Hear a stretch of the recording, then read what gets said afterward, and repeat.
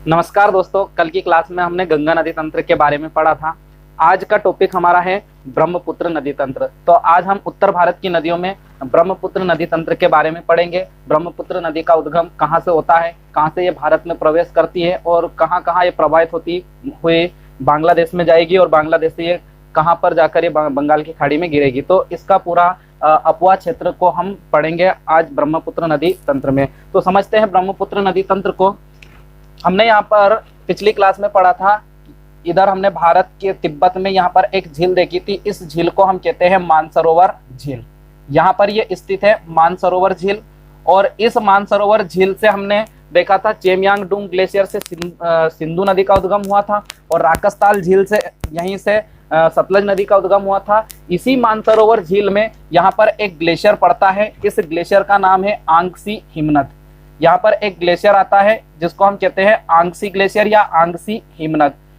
इस आंगसी हिमनद से यहाँ से उद्गम होता है ब्रह्मपुत्र नदी का। ये ब्रह्मपुत्र नदी आंगसी हिमनद से यहाँ से निकलती है और यहाँ से उद्गम होने के बाद ये तिब्बत में प्रवाहित होती हुई हिमालय पर्वत के समांतर प्रवाहित होती है। अब ये हिमालय के समांतर प्रवाहित होती हुई ये भारत के अरुणाचल प्रदेश के पास यहाँ पर ये पहुँचती है। तो मैं आपको थोड़ी सी जानकारी बता दूं, ये जो ब्रह्मपुत्र नदी है जहां पर ये कहां प्रवाहित हो रही है, ये तिब्बत में। तो तिब्बत में इस ब्रह्मपुत्र नदी का नाम ब्रह्मपुत्र नहीं है। यहाँ पर ये नदी सांगपो के नाम से जानी जाती है। याद रखना, तिब्बत में ब्रह्मपुत्र नदी को सांगपो नदी कहा जाता है।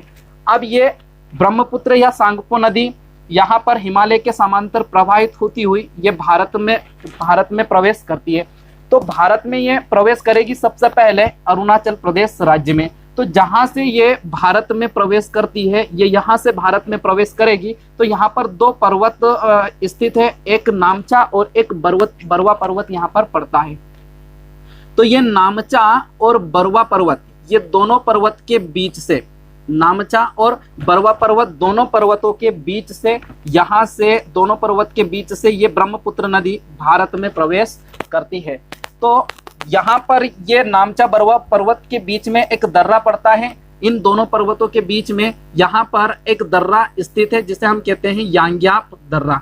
यांग्याप दर्रा, ठीक है। इसी यांग्याप दर्रे से ये ब्रह्मपुत्र नदी भारत में प्रवेश करती है। दर्रा क्या होता है? तो दो पर्वतों के बीच का जो स्थान होता है, जहाँ ऐसा स्थान जो दो पर्वतों को जोड़ता है या दो घाटियों को जोड़ता है, उसे हम दर्रा कहते हैं। तो यहाँ पर नामचा और बरवा पर्वत के बीच का जो स्थान है जिसको हम दर्रा कहते हैं, और इस दर्रे का नाम है यांग्याप दर्रा।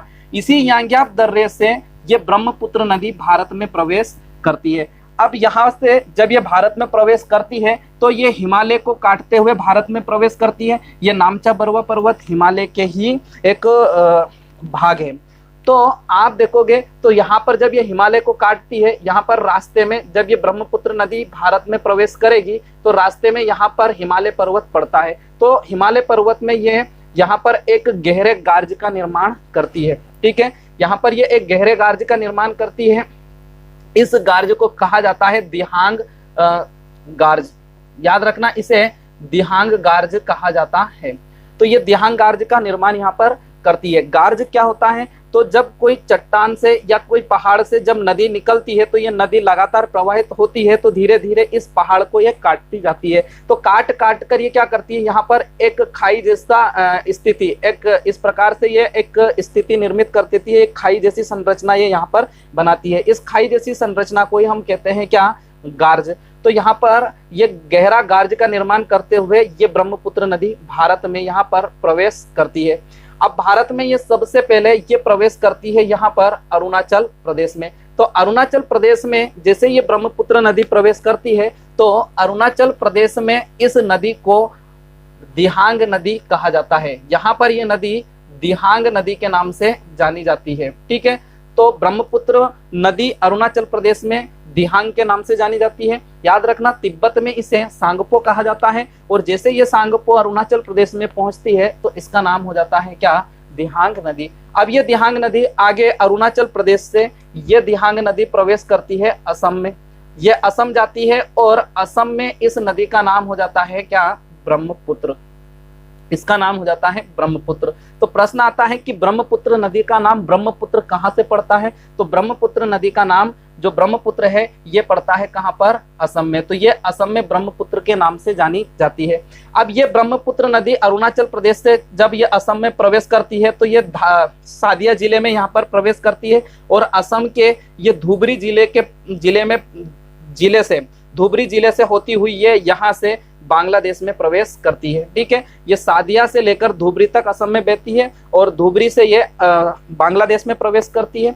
अब जैसे ये ब्रह्मपुत्र नदी बांग्लादेश में प्रवेश करती है तो इस ब्रह्मपुत्र का नाम हो जाता है यहाँ पर जमुना। बांग्लादेश में यह ब्रह्मपुत्र नदी जमुना के नाम से जानी जाती है। अब ये जमुना नदी आगे बांग्लादेश में ऐसे ही प्रवाहित होती है तो इधर से एक नदी प्रवाहित होती हुई आती है। ये नदी है, हमने कल पढ़ा था इसको गंगा नदी तंत्र। ये गंगा नदी तंत्र फरक्का बांध दो भाग में बांटता है। हमने देखा था एक धारा इसकी इधर निकलती है जिसे हमने कहा था हुगली, और जो एक धारा निकलती है जिसको हमने कहा था गंगा। तो ये गंगा नदी बांग्लादेश में जाकर प्रवेश करती है और बांग्लादेश में यही गंगा का नाम हो जाता है क्या? पद्मा। तो गंगा नदी बांग्लादेश में पद्मा के नाम से जानी जाती है। अब ये पद्मा नदी और जमुना नदी ये दोनों आपस में एक दूसरे से आपस में ये मिल जाती है। तो पद्मा और जमुना जब आपस में मिल जाती है तो ये दोनों नदी जब आपस में मिल जाती है तो दोनों के मिलने के बाद इन दोनों का संयुक्त नाम क्या रहता है?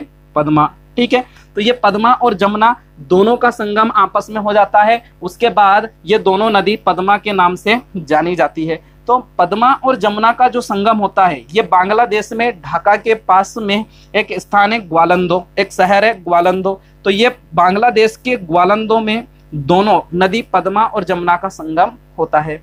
तो आगे ये पद्मा नदी ऐसे ही प्रवाहित होती है। तो यहाँ पर आप देखोगे इधर शिलांग का पठार पड़ता है।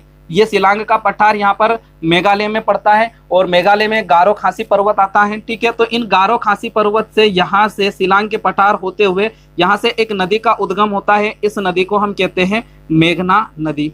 ये मेघना नदी इधर मैं आपको बता दूं थोड़ा सा, तो यहाँ पर आता है क्या? नागालैंड। अरुणाचल प्रदेश के नीचे पड़ता है यहाँ पर ये नागालैंड। नागालैंड में यहाँ पर एक पर्वत आता है जिसको हम कहते हैं माउंट जापो। माउंट जापो, इस माउंट जापो से यहाँ से एक नदी का उद्गम होता है। इस नदी को कहा जाता है बराक नदी। तो ये बराक नदी नागालैंड के माउंट जापो से निकलती है और यहाँ से निकलकर ये मेघालय में जाकर ये मिल जाती है किससे? मेघना नदी से। तो मेघना नदी में ये बराक नदी आकर मिल जाती है। इसके बाद में बराक के मिलने के बाद ये मेघना नदी का जो प्रवाह है ये तेज हो जाता है। ठीक है, इसका आकार और बड़ा हो जाता है। तो ये मेघना नदी बांग्लादेश में आती है। बांग्लादेश में आने के बाद में ये आकर पद्मा नदी से मिल जाती है। तो ये पद्मा में जहां पर मिलती है यहाँ पर बांग्लादेश में एक शहर आता है चांदपुर। तो बांग्लादेश के चांदपुर में आकर ये मेघना इस पद्मा नदी से मिल जाती है। अब आगे आप देखोगे तो पद्मा में जब ये मेघना मिल जाती है तो इस पद्मा का जो नाम है, इस पद्मा का नाम हो जाता है क्या? मेघना।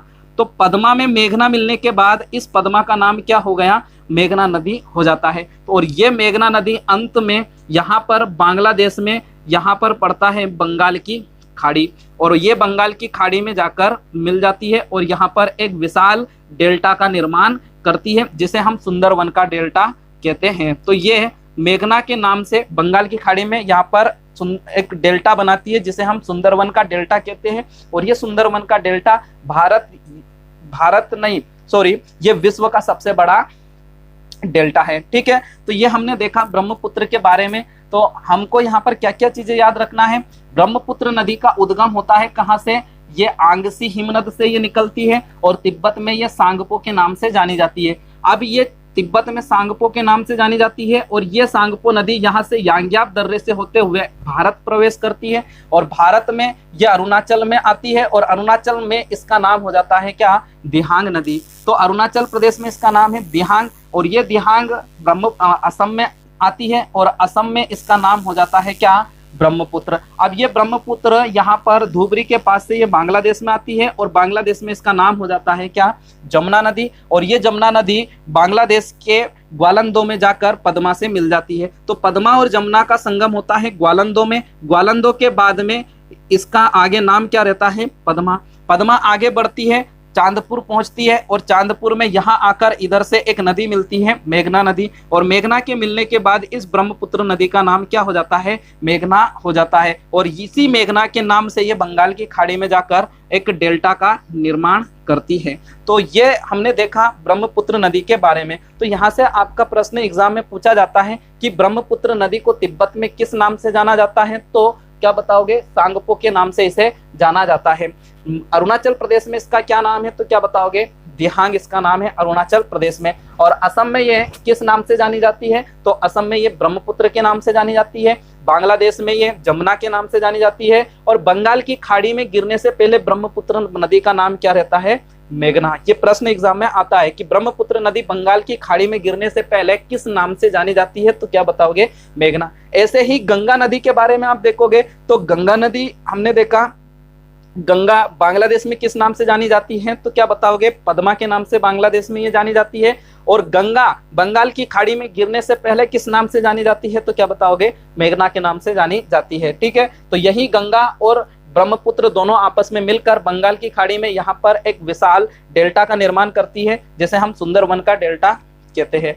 अब यहाँ पर ये नदी डेल्टा का निर्माण करती है। डेल्टा होता क्या है, इसको थोड़ा सा समझो। जब कोई भी नदी मैदानी भाग से जब प्रवाहित होती है, कोई भी नदी जब मैदानी भाग से जब प्रवाहित होती है, तो ये नदी क्या करती है, इस मैदानी भाग की मिट्टी को काट कर अपने साथ बहाकर ले जाती है। यानी जब ये नदी मैदानी क्षेत्र से मिट्टी को काट कर बहाकर ले जाती है, जैसे ये नदी है और ये नदी मैदानी क्षेत्र से जब बहेगी, तो ये नदी अपने मार्ग में आने वाली सारे मिट्टी को काट कर बहाकर ले जाएगी। अब ये अवसादों को, मिट्टियों को काट कर बहाकर जब ये ले जाती है, तो इन सारे अवसादों को ये नदी क्या करती है, फिर पहुंचती है इधर समुद्र में। समुद्र में जाकर जब ये मिलती है, तो ये नदी अपने साथ बहाकर लाए गए अवसाद को समुद्र में लाकर एक जगह इकट्ठा कर देती है। तो ये क्रिया हमेशा इस प्रकार से लगातार चलती रहती है। ये नदी का प्रवाह, इधर से ये नदी आती है और अवसाद को बहाकर लाती है और समुद्र में लाकर ये एक जगह इकट्ठा कर देती है। तो इस प्रकार यहाँ पर ये जो अवसाद है, अवसाद का एक ढेर निर्मित हो जाता है। यहाँ पर एक जगह अवसाद इकट्ठा हो जाता है। इसी इकट्ठे हुए अवसाद को ही हम कहते हैं क्या, डेल्टा। ठीक है, ये जो मिट्टियों का जो ढेर लग जाता है, जो नदियों के द्वारा अवसाद बहाकर लाने से ये ढेर लगता है, इसी ढेर को हम कहते हैं क्या, डेल्टा। अब ये मिट्टियों का ढेर क्या करेगा, इस नदी के मार्ग में रुकावट डालेगा। यानी यही अवसाद का जो ढेर है, डेल्टा है, इस नदी के मार्ग में रुकावट डालेगा, इस नदी के जल को रोकने का प्रयास करेगा। लेकिन ये नदी इधर इस नदी से जल लगातार प्रवाहित होता है, तो ये जल इस डेल्टा के द्वारा रुकता नहीं है। ये जल क्या होता है, इस डेल्टा के दोनों ओर से प्रवाहित होने लगता है। यहाँ से ये जो नदी की धारा है, ये इधर और इधर दोनों ओर प्रवाहित होने लगती है। एक धारा इधर से ये प्रवाहित होती है और एक धारा ये इधर से प्रवाहित होती है।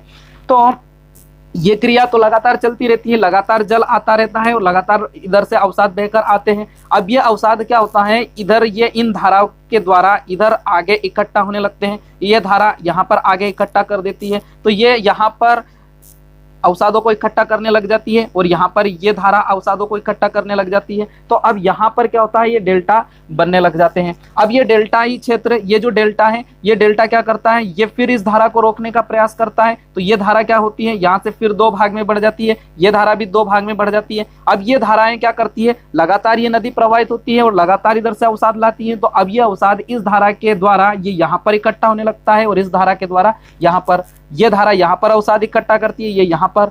अब ये अवसाद क्या करेगा, फिर इस धारा को रोकेगा, तो फिर ये धारा क्या होती है, दो भाग में बढ़ जाती है, ये भी दो भाग में बढ़ जाती है, ये भी दो भाग में। तो इस प्रकार ये क्रिया हमेशा लगातार चलती रहती है। तो इस प्रकार की जो ये कंडीशन बन रही है, इस प्रकार ये डेल्टा के जो क्षेत्र, ये जो अवसाद इकट्ठे हो रहे हैं, इन अवसाद के जो ढेरों को ही हम क्या कहते हैं, डेल्टा कहते हैं। तो यहाँ पर ये ब्रह्मपुत्र और गंगा नदी, ये गंगा नदी भी इधर मैदानी क्षेत्र में बहती है, इधर से ये ब्रह्मपुत्र नदी हिमालय क्षेत्र से उतर कर ये अरुणाचल में आती है और अरुणाचल के बाद ये असम में प्रवेश करती है। तो पूरे असम में ये ब्रह्मपुत्र मैदानी क्षेत्र में बहेगी। तो इस मैदानी क्षेत्र की मिट्टी को ये ब्रह्मपुत्र काट कर लाएगी, इधर बांग्लादेश में भी मैदानी क्षेत्र में बहती है तो बांग्लादेश से भी अवसाद को बहाकर लाती है। तो ये दोनों नदी काफी मात्रा में अवसाद बहाकर लाती है और यहाँ पर बंगाल की खाड़ी में लाकर इकट्ठा कर देती है। तो यहाँ पर क्या होता है, इस प्रकार के ये ढेर निर्मित हो जाते हैं। इन्हीं ढेरों को हम क्या कहते हैं, डेल्टा कहते हैं। तो यहाँ पर एक विशाल ढेर डेल्टा का निर्माण हो जाता है, काफी ढेरों का निर्माण यहाँ पर हो चुका है जिसे हम डेल्टा कहते हैं और इस पूरे एरिया को हम कहते हैं सुंदरवन का डेल्टा। तो ये इस प्रकार से ब्रह्मपुत्र और गंगा नदी डेल्टा का निर्माण करती है। तो ये हमने देखा ब्रह्मपुत्र नदी का उद्गम कहाँ और आगे आप देखोगे इसमें और क्या क्या एग्जाम में प्रश्न बनता है ब्रह्मपुत्र नदी से। तो ब्रह्मपुत्र नदी से और एग्जाम में बनने वाले प्रश्न कौन कौन से इसको समझना। ये जो ब्रह्मपुत्र नदी है, ये ब्रह्मपुत्र नदी गुम्फिल मार्ग में प्रवाहित होती है। ये ब्रह्मपुत्र नदी गुम्फिल मार्ग बनाती हुई प्रवाहित होती है या गुम्फिल मार्ग में ये प्रवाहित होती है। याद रखना, ब्रह्मपुत्र नदी गुम्फिल मार्ग में ये प्रवाहित होती है। अब ये गुम्फिल मार्ग क्या है इसको समझना। गुम्फिल मार्ग को समझना, देखो ये जो ब्रह्मपुत्र नदी है यहाँ से जब ये प्रवाहित होती है तो ये एक तीव्र ढाल में प्रवाहित होती है, यानी ये हिमालय मानसरोवर झील से निकलती है, हिमालय पर्वत से। यहाँ से जब ये निकलती है तो इस प्रकार से इसका प्रवाह रहता है, इसकी जो ढाल रहती है क्या रहती है, तीव्र रहती है। अब इसकी ढाल तीव्र रहने के कारण इससे में जल का जो प्रवाह होता है वो कैसा होता है, तेज होता है। अब जल का प्रवाह तेज होता है तो ये नदी का जल तेज प्रवाह के साथ में ये बहता है और बहने के बाद में ये नदी कहाँ पर प्रवेश करती है, ये भारत में। भारत में यहाँ पर भी अरुणाचल प्रदेश में हिमालय पर्वत पड़ता है, यहाँ पर भी इसका ढाल कैसा रहता है, तीव्र रहता है। तो तीव्र ढाल होने के कारण इधर भी इसका फ्लो कैसा रहता है, तेज रहता है। तो तेज फ्लो होने के कारण ये नदी अपने मार्ग से काफी मात्रा में अवसाद को काट कर बहाकर लाती है। इसके मार्ग में जो क्षेत्र पड़ता है अपने मार्ग से अवसाद को, मिट्टियों को ज्यादा काटती है क्योंकि प्रवाह इसका तेज होता है। तो ज्यादा काटने के कारण ये नदी इन अवसादों को बीच बीच में, यहाँ पर आप देखोगे तो ये जैसे कि ये ब्रह्मपुत्र नदी है तो इधर से जो अवसाद बहाकर जब लाती है तो ये नदी असम में प्रवेश करती है। अब इसके द्वारा जो अवसाद, अब जैसे ये असम में प्रवेश करती है, ये अरुणाचल प्रदेश में भी इसका ढाल तीव्र रहता है, यहाँ पर भी इसका ढाल तीव्र रहता है, लेकिन असम में आने के बाद में इसकी जो ढाल जो रहता है वो मंद हो जाता है, यानी कि यहाँ पर इसका ढाल तीव्र नहीं होता है, यहाँ पर इसका जो प्रवाह है थोड़ा सा धीमा हो जाता है। अब इधर से जो अवसाद काटकर ये नदी लाती है तो इस अवसाद को क्या करती है, ये यहाँ पर असम वाले क्षेत्र में ये नदी अपने ही मार्ग में इकट्ठा कर देती है। यहाँ पर इस प्रकार छोटे छोटे ढेर के रूप में ये इकट्ठा कर देती है, जगह जगह इस प्रकार के ये ढेर निर्मित कर देती है। तो इसी को हम कहते हैं क्या, गुम्फिल मार्ग। तो ये असम में गुम्फिल मार्ग में ये प्रवाहित होती है। आप देखोगे असम में यहाँ पर ये काफी मात्रा में ये इधर से बहाकर लाए गए अवसाद को ये इकट्ठा कर देती है और एक काफी बड़ा यहाँ पर एक टापू निर्मित कर देती है। ठीक है, एक काफी बड़ा यहाँ पर टापू बना देती है जिसको हम बोलते हैं, एक टापू बन जाता है जिसको द्वीप हम कहते हैं। तो यहाँ पर ब्रह्मपुत्र के द्वारा एक नदी द्वीप का निर्माण होता है। तो आप यहाँ पर याद रखना कि असम में ब्रह्मपुत्र नदी के द्वारा यहाँ पर एक द्वीप, नदी द्वीप का निर्माण होता है जिसे माजुली नदी द्वीप कहा जाता है। माजुली नदी द्वीप कहा जाता है। ये माजुली नदी द्वीप नदी के द्वारा निर्मित होता है असम में और ये विश्व का सबसे बड़ा नदी द्वीप है।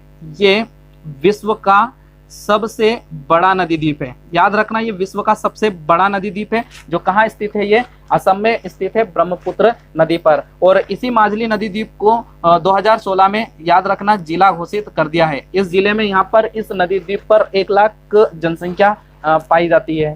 तो ये हमने देखा, इसकी जानकारी। यहाँ पर असम में ब्रह्मपुत्र गुम्फिल मार्ग में प्रवाहित होती है। ये जो इसके मार्ग में जो अवसादों का जो ढेर लगा रही है इसी को हम कहते हैं गुम्फिल मार्ग। और ये असम में यहाँ पर काफी मात्रा में अवसाद जमा कर देती है और एक द्वीप का निर्माण करती है। इस द्वीप को हम कहते हैं माजुली नदी द्वीप, जो विश्व का सबसे बड़ा नदी द्वीप है। ठीक है, इसको जिला घोषित कर दिया है अब वर्तमान में। अब इसकी कुछ प्रमुख सहायक नदियां हैं। यहाँ पर अरुणाचल प्रदेश में इस ब्रह्मपुत्र नदी से यहाँ से एक नदी मिलती है दिबांग नदी। यहाँ पर अरुणाचल प्रदेश में इसकी एक सहायक नदी है दिबांग नदी, और ये दिबांग नदी यहाँ पर असम की सीमा के पास में ये ब्रह्मपुत्र में मिलती है। इधर से अरुणाचल से ही एक और नदी इसमें मिलती है, लोहित नदी। लोहित नदी। ये लोहित नदी भी असम से अरुणाचल से निकलती है और असम में जाकर ये ब्रह्मपुत्र नदी से जाकर मिल जाती है। ठीक है, तो ये दिबांग और लोहित इस ब्रह्मपुत्र की सहायक नदी है। इस लोहित नदी पर याद रखना, यहाँ पर इस लोहित नदी पर भारत का सबसे लंबा ब्रिज बना हुआ है, नदी पुल बना हुआ है, जिसे हम कहते हैं भूपेन हजारिका। भूपेन हजारिका, ये जो भूपेन हजारिका है ये भारत का सबसे लंबा पुल है। इसकी जो लंबाई है वो है 9.16 किलोमीटर। ठीक है, 9.16 किलोमीटर इस पुल की लंबाई है। भूपेन हजारिका पुल कहाँ पर बना हुआ है तो क्या बताओगे? लोहित नदी पर, और ये है स्थित कहाँ पर? असम में, और जो कि भारत का सबसे बड़ा ब्रिज है। आगे आप देखोगे इसकी सहायक नदियों में तो इधर से नागालैंड से एक नदी निकलती है धनसरी नदी, और ये धनसरी नदी भी असम में जाकर ये मिल जाती है। किससे? ब्रह्मपुत्र नदी से ये मिल जाती है। फिर इधर से तिब्बत से, यहाँ से तिब्बत से एक नदी निकल कर आती है सुबनसिरी नदी। यह है धनसरी, और ये एक नदी आती है सुबनसिरी। ये तिब्बत से निकलती है, भूटान आती है, और भूटान से ये असम में प्रवेश करती है, और असम में आकर ये ब्रह्मपुत्र नदी से मिल जाती है। यही इधर से ही एक और भूटान से ये तिब्बत से एक नदी और निकल कर आती है मानस नदी, और ये मानस नदी भी भारत में असम में आकर ये ब्रह्मपुत्र से मिल जाती है, और असम में इसी नदी के किनारे स्थित है मानस राष्ट्रीय उद्यान। ठीक है, तो सुबनसिरी, मानस, धनसिरी और लोहित, दिबांग इसकी कुछ ये सहायक नदियां हैं। आगे आप देखोगे यहाँ पर सिक्किम में यहाँ पर एक और, यहाँ से एक और नदी निकलती है तिस्ता नदी। ये तिस्ता नदी भी सिक्किम से निकल कर आती है, और सिक्किम से ये बांग्लादेश में प्रवेश करती है, और बांग्लादेश में यहाँ पर एक रंगपुर शहर आता है। ये रंगपुर बांग्लादेश में पड़ता है। रंगपुर में जाकर ये ब्रह्मपुत्र नदी से जाकर मिल जाती है। याद रखना, रंगपुर बांग्लादेश का धान का कटोरा कहलाता है। तो ये देखा हमने तिस्ता नदी यहाँ पर सिक्किम से निकलती है। याद रखना, जेमू ग्लेशियर से, ये जेमू ग्लेशियर से निकलती है, और बांग्लादेश जाकर रंगपुर में जाकर ये ब्रह्मपुत्र नदी से मिल जाती है। तो ये था हमारा ब्रह्मपुत्र नदी तंत्र। इसमें एक बात और याद रखना, ब्रह्मपुत्र की लंबाई, ब्रह्मपुत्र नदी की लंबाई है, कुल लंबाई है इसकी 2900 किलोमीटर, और भारत में इसकी लंबाई है 916 किलोमीटर। ठीक है, ये दोनों आंकड़े याद रखना, कुल लंबाई 2900 किलोमीटर और भारत में इसकी लंबाई है 916 किलोमीटर। तो ये था हमारा ब्रह्मपुत्र नदी तंत्र। इसके बाद हम पढ़ेंगे प्रायद्वीप भारत की नदियां, यानी दक्षिण भारत की नदियां, और दक्षिण भारत की नदियों को हम पढ़ेंगे अगली क्लास में। आज के लिए इतना ही, धन्यवाद। जय हिंद, जय भारत।